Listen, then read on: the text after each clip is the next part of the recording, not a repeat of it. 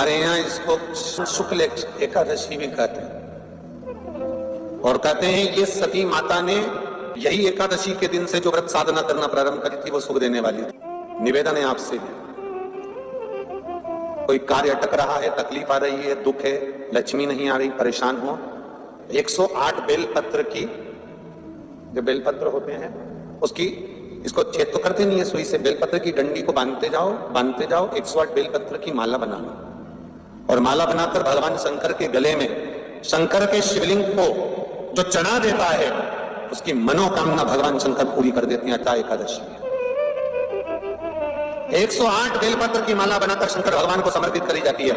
माता लक्ष्मी ने भगवान विष्णु को पाने के लिए तुलसी की माला बनाकर समर्पित करी थी, जैसे सती ने शिव को पाने के लिए, कामना को पूर्ण करने के लिए। शास्त्र कहता है घर के बुजुर्गों को, घर के बड़ों को, जेठ जेठानी हो, सास ससुर हो, घर में जो तुम्हारी उम्र से बड़ा हो, उसको आज पीला फूल या पीली चने की दाल या पीला वस्त्र, कुछ भी पीली सामग्री आज घर के बड़ों को देना चाहिए। क्यों देना चाहिए? तो शिव महापुराण की कथा कहती है कि जो शुक्ल पक्षी की एकादशी के दिन पीली वस्तु का दान दे देता है, घर के किसी ब्राह्मण को देने नहीं जाना, किसी मंदिर में देने नहीं जाना, आपके ही घर में, आपके ही घर के बड़ों को कोई भी पीली चीज का दान कर सकते हो। फूल हो, मिठाई हो, कोई अनाज हो, कोई वस्त्र हो, पीली वस्तु का दान दे। क्यों होगा? क्या होगा उससे? शिव महापुराण की कथा कहती है उससे जिंदगी में कभी बड़ी बीमारी प्रवेश नहीं करती। सनातन धर्म कहता है बट वृक्ष की पूजन करने वाला, बट वृक्ष के नीचे शिव की आराधना करने वाला, लोम समर्पित कर जल चढ़ाने वाले का जैसे कर्ज मुक्ति होती है, उसी तरह आंवले के वृक्ष के नीचे मात्र ताजा मिष्ठान दूध का बनाकर उस सामग्री को भगवान आंवले के वृक्ष के नीचे पूजन करने से लक्ष्मी और संपदा की वृद्धि होती है। जैसे शमी का पौधा, शमी का वृक्ष, शमी के वृक्ष के नीचे मात्र दूध और जल मिला हुआ जल, शमी के वृक्ष के नीचे मात्र ओघड़दानी, अवधूतेश्वर महादेव के नाम से केवल हफ्ते में एक बार भी अगर दूध और जल का मिश्रण शमी के पौधे के नीचे कर दिया जाता है तो कहते हैं शरीर में बड़ी से बड़ी अगर बीमारी है, कहीं कैंसर जैसा रोग है या किडनी लीवर जैसा रोग है, कोई भी तकलीफ, कोई गांठ अगर शरीर में हो गई है, तो शमी के वृक्ष के नीचे दूध का जल थोड़ा सा हफ्ते में एक बार अवधूतेश्वर महादेव के नाम से समर्पित कर देने से रोग का निवारण होने लगता है, रोग थम जाता है और आगे नहीं बढ़ पाता और उसका इलाज चालू हो जाता है। सुख का अनुभव।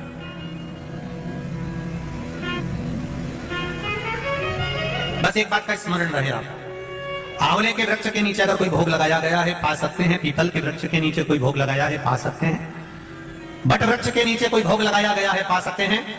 जिस वृक्ष के नीचे भोग लगाओगे पालोगे, पर शमी वृक्ष के नीचे का जो भोग लगाया गया है वो नहीं पाया जाता। शमी वृक्ष का जो प्रसाद है वो आपको वहीं छोड़ना पड़ता है।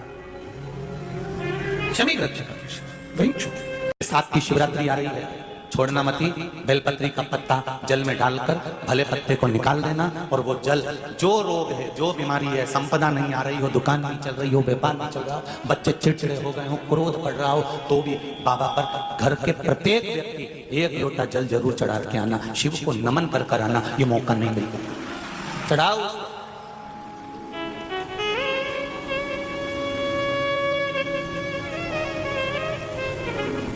बैसाख के महीने में एक पकवान बनता है शंकर जी का। शिव जी के हाथ में त्रिशूल है, शिव जी के 3 नेत्र हैं, बेलपत्री में भी 3, बोलते जाओ, पत्ती है। बैसाख के महीने में जो शंकर भगवान को प्रसाद का भोग लगता है उसमें भी 3 ही चीज मिलती है। सत्तू कोई दूसरे महीने में बनता है? जम के तो बोलो नहीं। कब बनता है? यही बैसाख के महीने में। चने की दाल, गेहूं और जौ, इन तीनों को गलाकर सेक कर जो सत्तू तैयार होता है, इसी बैसाख के महीने में परशुराम जयंती के दिन या अमावस्या के दिन या पूर्णिमा के दिन शंकर भगवान को समर्पित होता है और भगवान विष्णु को समर्पित होता है। दुनिया के लोग कहते क्या होता है सत्तू से?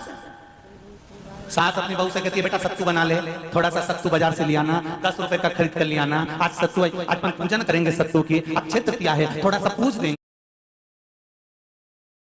थोड़ा सा भगवान को भोग लगा देंगे, सत्तू का लड्डू बना लेंगे। बोलो री जी, सही है कि गलत है? बाजार में भी सत्तू मिलता है, तो बच्चे कहते हैं, बहुएं कहती हैं, कौन खाएगा, काय पिला रहे हो, सत्तू का क्या काम है? और शिव महापुराण की कथा कहती है, स्कंद पुराण की कथा कहती है, जिस समय पर बैसाख के महीने की सुंदर अमावस्या का दिन था, उस दिन माता पार्वती शंकर भगवान के लिए जब पकवान बनाने के लिए बैठी, कुछ नहीं मिला, तब माता पार्वती ने 3 अनाज को लिया, एक चना, दूसरा गेहूं और तीसरा जो। इन तीनों को भींग रहे थे, उसको लेकर आए गंगा जी में से, उसको सेक कर माता ने अंगीठी पर, और उसका जो सत्तू बनाकर शिव को दिया। शंकर भगवान ने कह दिया, सुन पार्वती, ये सत्तू नहीं, ये मेरी औषधि है।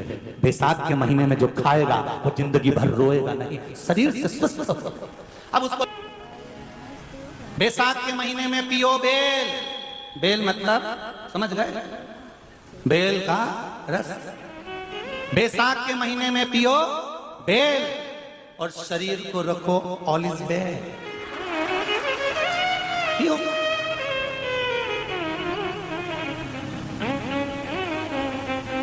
शरीर बेकार नहीं होगा, शरीर बेकार नहीं हो सकता। अब शिव आराधना तो करो। हाँ, जिंदगी की मोड़ पर शंकर परीक्षा बहुत लेते हैं। चलो आ जाओ गरुड़ पुराण में। मरने का 47वां दिन, जब मरेंगे तब गरुड़ पुराण बचेगी, पहले ही सुन लो। और जिसके पास में गरुड़ पुराण नहीं हो तो पंडित जी से मंगवाकर फिर पढ़ के देख लेना। मरने के 47वें दिन, 47 डेज, 47वें दिन किस चीज का दान तुम्हारे सामने आता है? मरने के 47वें दिन। 10 दिन तक तो जीवात्मा घर की अटारी करती, मरने के बाद 12वें के दिन चली जाती है। उसके बाद में जब 47वां दिन आता है तो 47वें दिन जीवात्मा को क्या दान करा जाता है? व्यक्ति ने क्या पुण्य करा होता है कि उसको नरक नहीं भोगना पड़ता, बेतरनी नहीं भोगना पड़ती, वो सीधे बेतरनी से पार उतर जाता है। वो किस चीज का दान है? तो कहा शिव महापुराण में, गरुड़ पुराण में, कि वो सत्तू का दान है, जो बैसाख महीने में करा जाता है। सत्तू का दान 3 चीजों से मिलकर बनता है। जौ, बोलते जाओ जल्दी, गेहूं, चना, ये 3 चीज से मिलकर बनता है। इसमें जो बारीक बारीक कण होते हैं, जितने जितने 3 चीज के मिले हुए बारीक बारीक कण होते हैं, ये जब दान किया जाता है सत्तू का, अब ये बेतरनी तरने के लिए 46वें दिन इस जीवात्मा ने अगर सत्तू का दान करा होता है, या सत्तू का सेवन बैसाख के महीने में करा होता है, तो उसको बेतरनी नहीं भोगना पड़ती, डायरेक्ट सीधे रतलाम उज्जैन से डायरेक्ट। किस किस क्या बनता है सत्तू? मैंने भी तो ये पूछा किस क्या बनता है। मैं अभी थोड़ी ना कभी बन गया, बैसाख में बनता तो होगा। पहले गांव के लोग तीरथ करने जाते थे, गांव का लोग तीरथ करने जाता था, कोई सामान नहीं लिया, सत्तू बांधी पोटली में धरा यूं और पानी में घोलिया और नमक डालिया या शक्कर या गुड़ घोल के और पी के वही चले। आज के अब जब सैनिक युद्ध करने जाता है, थक जाता है, बहुत थकान हो जाती है, जब उससे देखा जाता है तो सैनिक का जो कमांडर होता है वो सत्तू मंगवाता है और गिलास में खोल खोलकर पूरी सेना को पिलवाकर फिर युद्ध में उतार देता है। फिर युद्ध में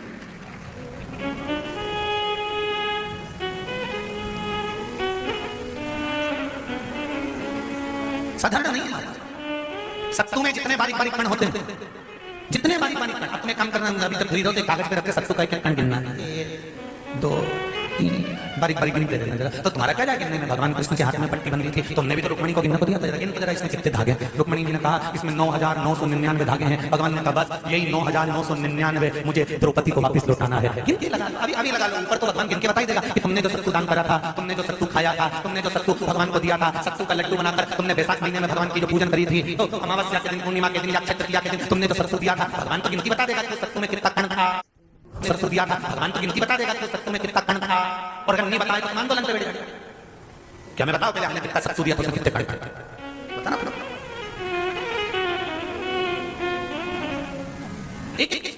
शिव की आराधना में चांगुना ने 1 लोटा जल भरा, उसमें थोड़ा सा चंदन डालकर बेलपत्री के वृक्ष के नीचे ले जाकर डाल देती, थोड़ा सा जल बचाकर शिव जी को डाल देती। शंकर भगवान ने एक दिन चांगुना के सामने मन में विचार प्रकट करा और पार्वती जी से कहा, पार्वती एक बात समझ में नहीं आती, आधा जल ये बेलपत्री को देती है, आधा जल मुझे देती है। जब आधा जल मुझे देती है तो मुझे बड़ा गुस्सा आता है, क्योंकि बद्धा जल कहाँ डोल के आती है। पार्वती जी ने कहा उसके संतान नहीं है, इसलिए वो बेलपत्री की आराधना करती है और आपकी भी आराधना करती है। ठीक है।